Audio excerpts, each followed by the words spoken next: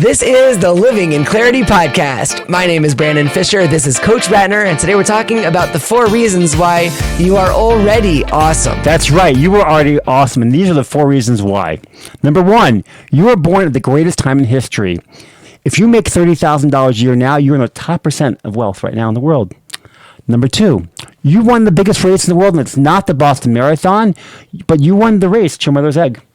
Number 3, if you're watching or hearing this, that means you're already given the greatest gift in the world, and that's your eyes and your ears. And number 4, in life, 10% of what happens to you and the other 90% are the reactions from you, which means if you change your reactions, you can change your life.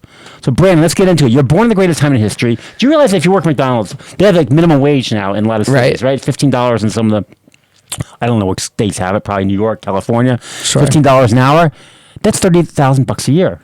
Do you know that's top 1% earnings in the world? That's insane. That you don't think about that. McDonald's, yeah. I mean, in New York, it's obviously like probably bottom 1%, but like it's like top 1% in the world.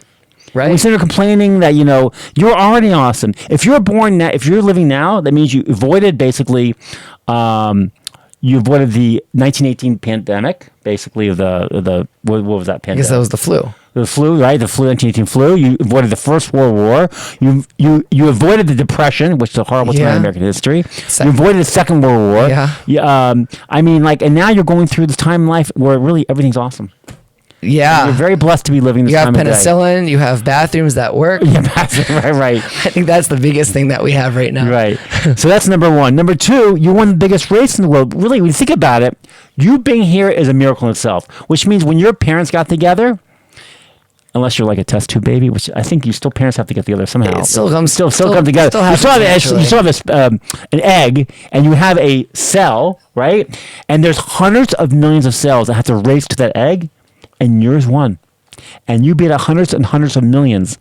Not like a marathon where there's like 5 or 10,000 people. Hundreds of millions, if not billions, of cells you beat out. If that didn't happen, you wouldn't be here. It'd be your brother, your sister, or somebody else, or you wouldn't even be here. Yeah. You live in a world of winners. Yes. You've won already. You won the race. Number 3, if you're watching or hearing us right now, you were given a great gift. And that is your eyes and your ears. And we take it for granted every single morning. Yeah, we do. This is why, when Jews wake up in the morning, first thing they say is they give you a thank you prayer. Thank you, God, for giving me my soul back to me and giving me everything I have. I have the ability to walk to the bathroom. I have the ability to make decisions in my head. I can wash my hands. My holes all work the right way. And we're given this ability to hear and see. And if one of those don't work, then somehow the other sense takes over and has a much keener sense. That's right. Yeah. They're working hard. Yeah. And then number 4, basically, how you view life, how your reactions to life, or how you live your life, which means if you look at everything, like I said, some things happen to us that are bad.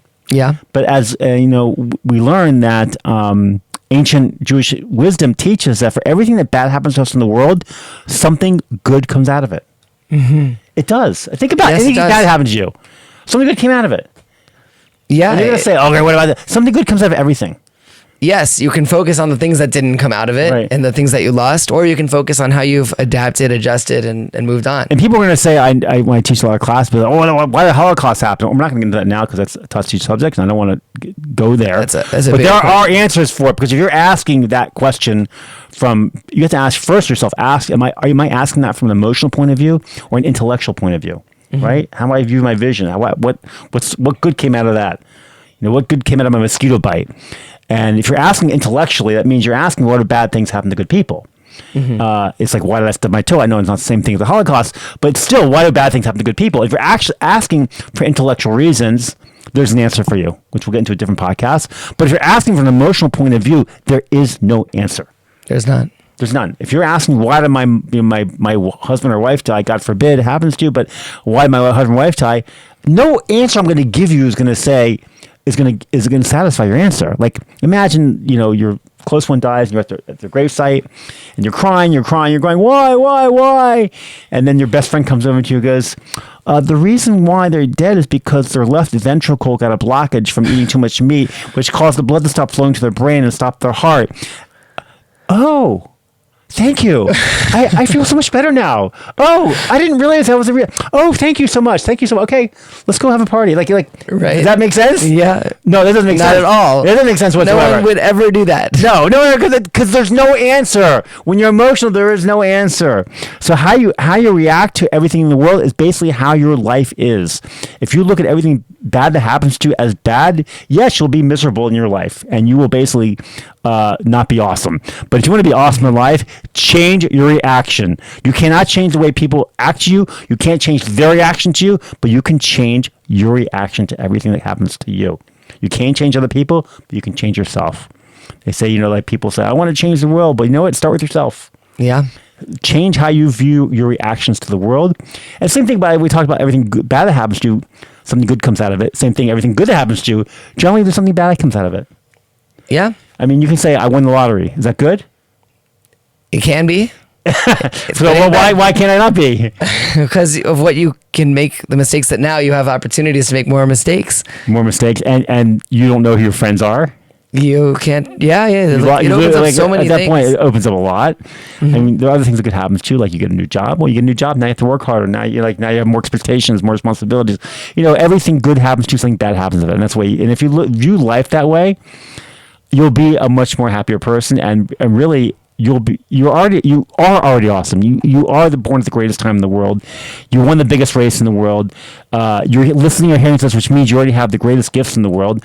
And basically, you are the most blessed, lucky, whatever you want to call it, person, gifted person in the world, because really, you just change your vision of how things happen to you, and you'll change your outlook on life, and you're like, I really am awesome. I mean, you really are awesome. Like, if you can read the notes that God made about you before you were born, someday you go to heaven. You get to read those notes, and you're like, wow, look at all these great things. Hopefully you did a lot of those great things. But there's two kinds of regret. The regret of trying something and failing, which is fine. You regret it, but at least you tried it. It's regret of things you didn't try in life that are going to make you feel the worst about yourself. Oh, that's so good. So take all the pressure off yourself. You don't need, like I talk about running. We talk about running a lot. Like, you're not running against anybody, unless you're like a professional racer. You're running against yourself. Yeah. That's all it is. Life is there's not bad. They talk about keep up with the Joneses. You're going to be miserable if you try to keep up with the Joneses. You are. Even running is like that. When you're racing, you're still pushing your physical limits. Yeah, right. But you're only racing yourself. You're only racing yourself. And you can't lose. Yeah. Right. You can't can't lose. Yeah. You're going to tie every time, but you can't lose, which means that's how you have to view life. I am not racing anyone. I'm not trying to get a better house. I'm not trying to get a nicer car. I'm not trying to get fancier clothes. I'm happy with what I have in life. Jewish wisdom teaches us, be happy with what you have in your life. That is someone who is rich. Yeah. And someone who's rich is happy with whatever they have in life. And that's why you are already awesome. Coach, when you say it, I know that you mean it, because you believe in everybody. Yes. Incredibly. Yeah. And we believe in you all. So thank you for listening to this episode of the Living in Clarity podcast. We'll see you next time. Thanks for joining us on this episode of the Living in Clarity podcast. If you enjoy what you just heard, make sure you like, subscribe, and comment with any suggestions for future episodes. We'll see you next time.